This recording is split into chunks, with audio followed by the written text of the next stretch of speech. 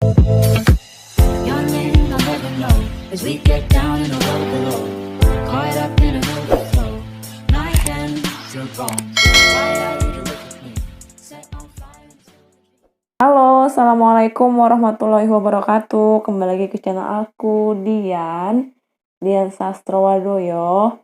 Bukan, Dian Pertiwi, bukan juga, tapi Dian Azra. Nah, di video kali ini, saya akan ngebahas lagi soal-soal SKB yang biasanya keluar di seleksi kompetensi bidang, khususnya formasi bidan. Nah, di video kali ini aku akan nge-share bagaimana cara menentukan diagnosa dari tanda dan gejala yang ada di soal-soal, bagaimana cara penanganan dari kasus-kasus yang ada nanti diberikan soal-soal. Kita akan ngebahas tuntas di video kali ini. Tapi sebelum kita beralih ke videonya dan sebelum kita bahas secara tuntas kasus-kasus yang akan kita selesaikan di video kali ini, jangan lupa klik dulu tombol subscribe di bawah supaya kamu tidak akan ketinggalan informasi-informasi terbaru dari video aku. Ditunggu ya. Oke, terima kasih bagi kamu yang sudah tekan tombol subscribe di bawah. Langsung saja kita ke soalnya.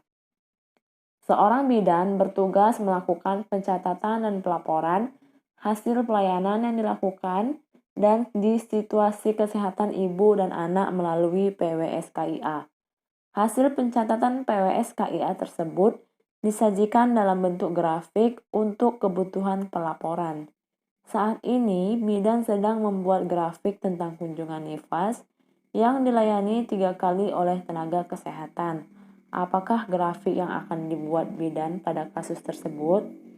A. K1, B. K4, C. KF, D. KN1, dan E. KN2. Nah, jawabannya ini C. KF. Kenapa KF? Karena di soal, seorang bidan sedang membuat grafik tentang kunjungan nifas yang dilayani oleh tenaga kesehatan.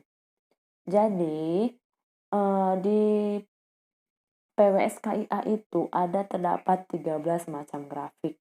Kalau A itu, K1 itu termasuk salah satu grafiknya, yaitu grafik kunjungan antenatal yang pertama. Itu biasanya dikasih kode itu K1. Nah, kalau K4 juga termasuk grafik cakupan kunjungan antenatal yang keempat. Jadi selain ada K1, ada KF, ada juga K4 yang terdapat di grafik dalam PWS-KIA. Lalu kalau KN1 itu ialah grafik cakupan kunjungan neonatal atau yang disingkat dengan KN1. Nah, kalau KN2 grafik cakupan kunjungan neonatal lengkap. Jadi, K1, K4, KF, dan KN1 itu termasuk grafik yang ada di dalam PWS-KIA. Nah, sedangkan di soal ditulis bahwasanya seorang bidan sedang membuat grafik tentang kunjungan nifas. Jadi, apakah grafik itu biasa disingkat dengan KF. Jadi jawabannya C. Oke, langsung saja kita ke soal nomor selanjutnya. Nomor 2. Seorang remaja perempuan umur 17 tahun datang ke BPM dengan keluhan haidnya sudah lebih dari 10 hari. Hasil anamnesis ganti pembalut 3 kali per hari. Tidak ada nyeri, hasil pemeriksaan tekanan darah 110/70, nadi 80 kali per menit, pernapasan 20 kali per menit, dan suhu 36,5 derajat Celcius.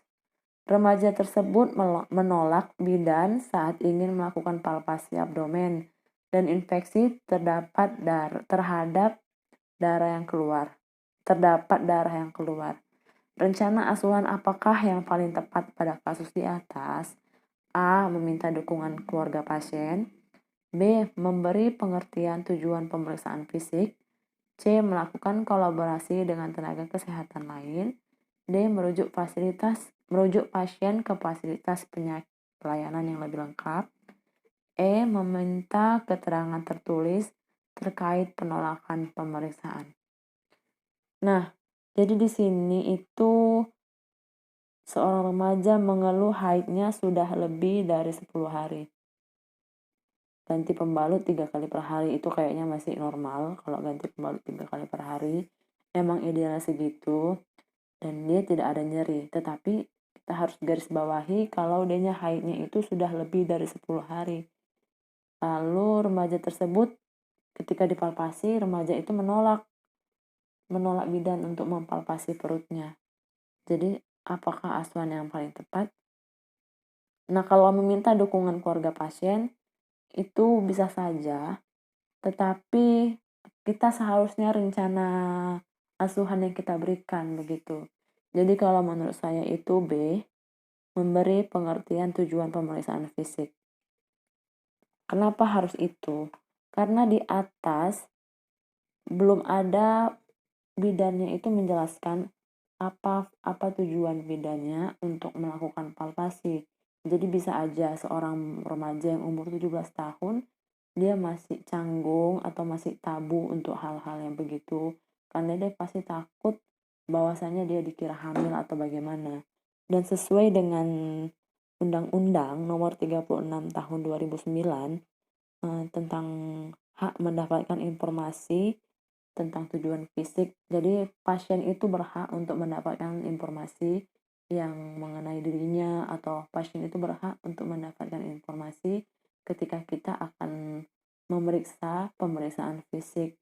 Jadi saya rasa itu B, memberi pengertian tujuan pemeriksaan fisik. Karena kalaupun C, tidak mungkin kita belum ada, setidaknya kita belum memeriksa, tetapi kita sudah berkolaborasi dengan fasilitas kesehatan yang fasilitasnya lebih lengkap, atau ke dokter, ataupun kita langsung merujuk pasien ke pelayanan yang lebih lengkap. Nah, kalau E, meminta keterangan tertulis terkait penolakan pemeriksaan. Nah, ini boleh saja kita lakukan, tetapi setelah kita memberikan pengertian tujuannya. Jadi gini, kalaulah misalnya kita sudah jelaskan apa tujuan dan maksud kita untuk memeriksa remaja tersebut, tetapi adik remajanya juga tidak mau periksa, nah kita ajak bicara juga dengan keluarganya, tapi tidak mau juga. Nah, di situ baru kita lakukan meminta keterangan penulisan terkait penolakan pemeriksaan. Jadi kayak kita buat inform konsen begitu ya. Jadi jawabannya ini B. Oke, langsung saja kita ke soal nomor 3. Seorang perempuan umur 25 tahun datang ke BPM dengan keluhan mual muntah khususnya di pagi hari. Hasil anamnesis, haid terakhir 3 bulan yang lalu, hasil pemeriksaan KU baik, tensi 110/70, nadi 80, pernapasan 24 kali per menit, suhu 37 derajat, TFU 2 jari di atas simpisis. Masalah apakah yang paling mungkin dari kasus tersebut? Nah, jadi di soal ini ibunya mengeluh mual muntah khususnya di pagi hari. Lalu ibunya juga mengatakan kalau haid terakhir itu 3 bulan yang lalu. Jadi kita di sini curiga ibunya hamil. Waktu di pemeriksaan fisik KU-nya baik, semua TTV-nya juga normal. Dan ketika dipalpasi TFU 2 jari di atas simpisis. Berarti kalau emang hamil kira-kira sudah 12 minggu begitu kan. Nah, jadi masalah apakah yang paling mungkin? Berarti belum pasti karena kita belum ada pemeriksaan penunjang misalnya HCG. Tetapi kalau kita jumpai soal begini, tidak ada pemeriksaan penunjang begitu dan pertanyaannya itu masalah apakah yang paling mungkin, kita cari aja tanda dan gejala yang ada di soal, yaitu mual muntah khusus di pagi hari dan haid terakhir 3 bulan yang lalu. Kalau kita jawab A, nausea itu tidak ya. Karena kalau nausea itu artinya cuma hanya mual. Sedangkan kalau kita jawab B, vomiting, itu juga tidak. Karena vomit itu artinya muntah. Karena disoalkan mual muntah. Kalau sedangkan nausea mual, vomit itu muntah. Jadi pernyataan yang berbeda di option yang ada 2. Jadi kita harus cari option yang lain. Kalau C, hiperemesis juga tidak. Karena hiperemesis gravidarum itu suatu kasus emesis yang sudah mengarah ke patologi. Jadi di sini kan ibunya hanya mual muntah khususnya di pagi hari, cuma di pagi hari. Jadi kita di sini jawabnya ialah D, morning sickness. Morning sickness itu ialah mual muntah yang terjadi khususnya di pagi hari. Itu tanda-tanda gejala ibu hamil, awal-awal kehamilan itu bisa ditandai dengan morning sickness. Dan itu juga tidak E, salivasi gravidarum. Salivasi gravidarum itu kondisi pengeluaran air liur yang berlebihan daripada biasanya. Jadi kalau saliva itu kan kayak kelenjar lidah yang menghasilkan air liur kayak gitu. Jadi kalau salivasi gravidarum ini air liurnya itu terlalu berlebihan daripada biasanya. Jadi pengeluaran air liurnya itu terlalu berlebihan. Jadi jawaban yang cocok itu ialah D, morning sickness. Oke, kita langsung saja ke soal selanjutnya. Saya harap kalian udah paham di 3 soal yang kita sudah bahas tadi bersama-sama. Kalau misalnya belum paham, boleh diulang-ulang sampai kamu paham atau boleh kamu teliti lebih dalam lagi. Soal selanjutnya itu seorang perempuan umur 35 tahun G4 P3A0 hamil 24 minggu datang ke rumah sakit mengeluh keluar darah merah segar dari kemaluan sejak 1 jam yang lalu. Hasil anamnesa pemeriksaan tekanan darah 140/100, pernapasan 20 kali per menit, nadi 84 kali per menit. Tidak ada kontraksi uterus dan tidak ada nyeri tekan abdomen di bagian bawah. TFU setinggi pusat, DJJ 156 kali per menit. Diagnosis apakah yang paling mungkin pada kasus tersebut? Nah, kita langsung cari kata kunci, cari keyword apa yang paling menonjol di soal. Ibunya mengeluh keluar darah merah segar sejak 1 jam yang lalu ya. Hasil pemeriksaan cuma tekanan darah lumayan tinggi 140/100. Lalu tidak ada kontraksi uterus dan tidak ada nyeri tekan abdomen di bagian bawah. DJJ masih ada 156 kali per menit. Jadi ini A, placenta previa. Saya rasa emang ini diagnosanya itu A, placenta previa. Karena ciri-ciri placenta previa itu ialah kita lihat hamil. Ibunya hamil 24 minggu. Ciri-ciri placenta previa itu kehamilan trimester 2. 24 minggu kan sudah termasuk trimester 2. Lalu selain itu juga keluar darah merah segar. Selain keluar darah merah segar, tidak ada nyeri dan kontraksi saat keluarnya darah tersebut.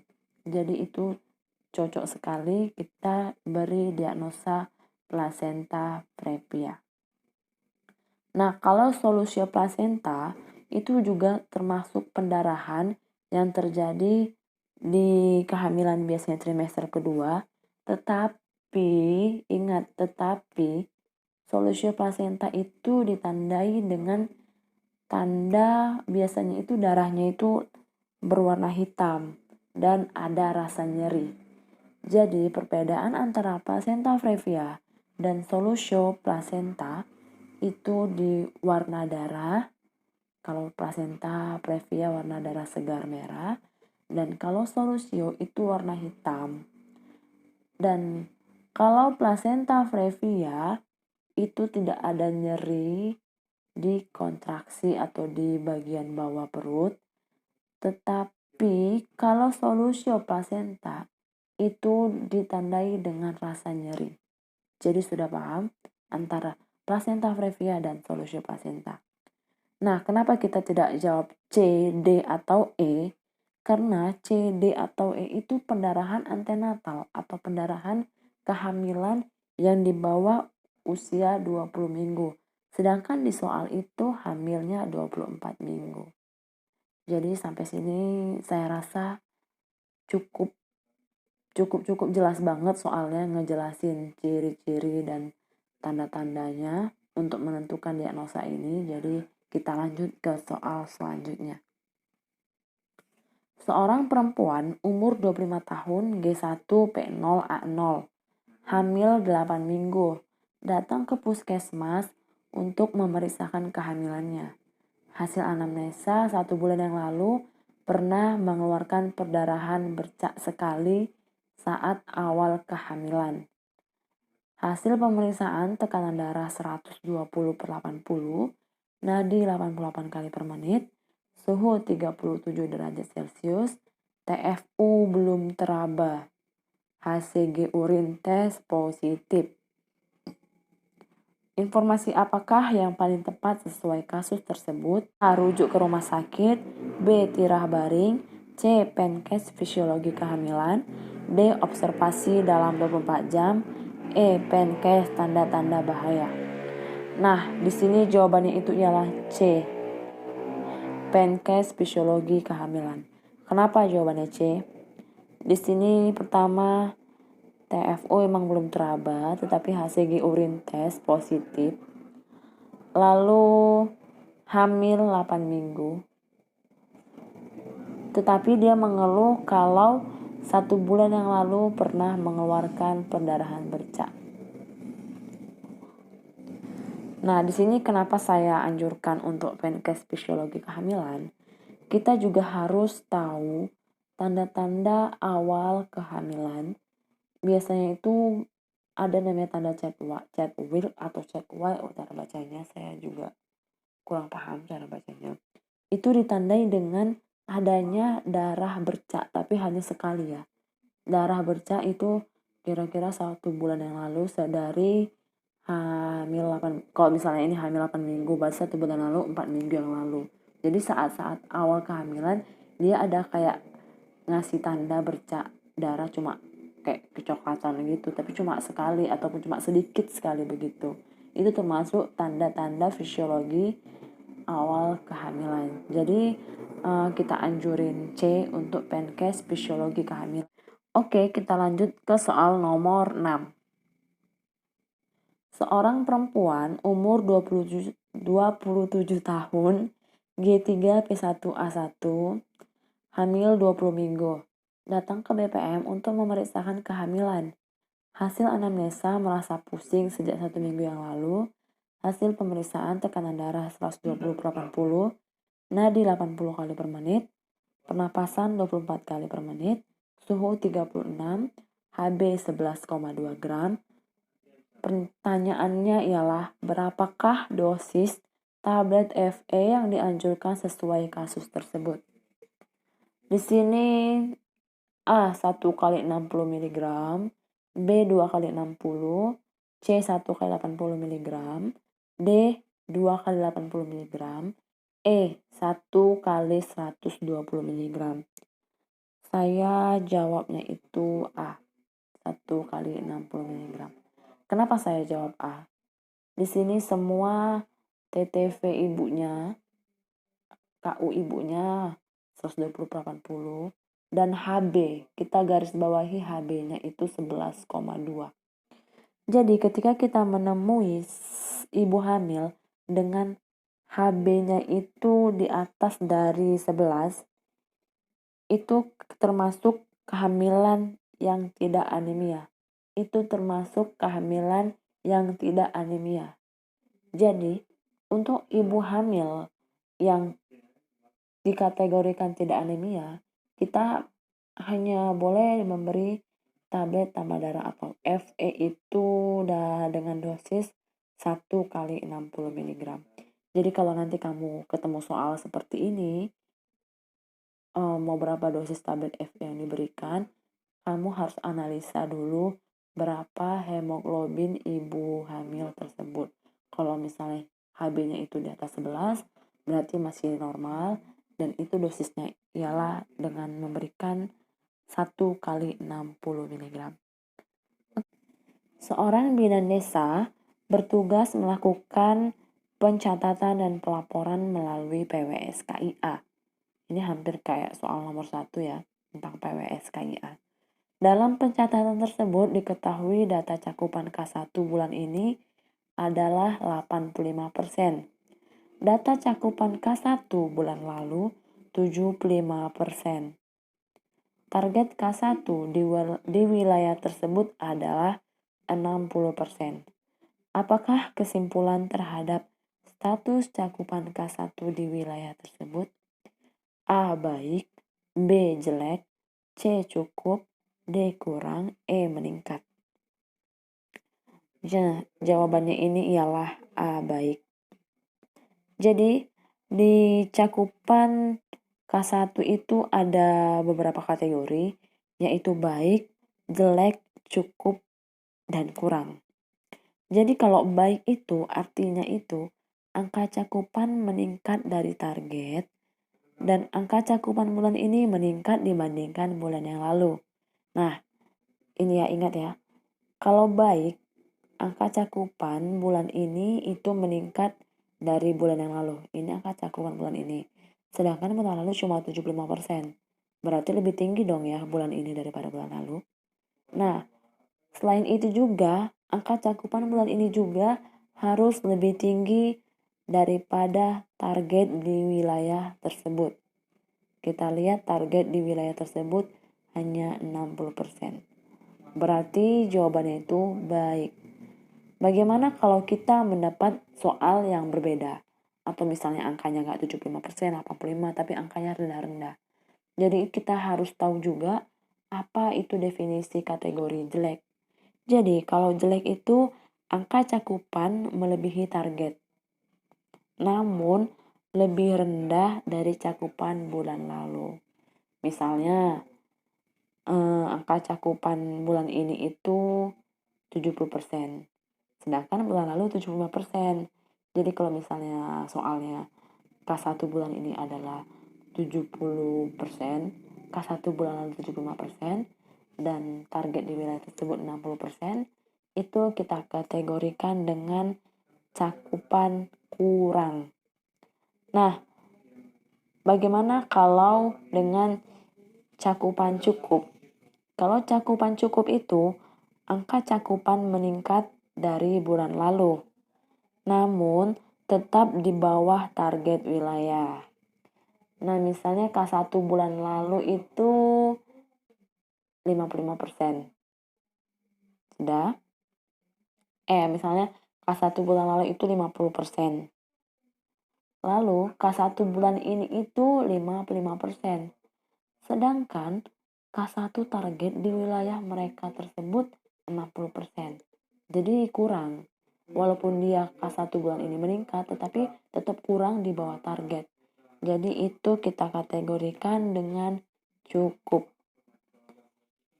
Lalu bagaimana yang dimaksud dengan jelek? Kalau jelek, itu angka cakupan melebihi target wilayah. Dan angkanya itu meningkat dari bulan lalu. Jadi misalnya angka cakupannya itu melebihi target begini. Ini misalnya K1 di wilayah tersebut adalah targetnya 60%. Jadi K1 bulan ini itu sebanyak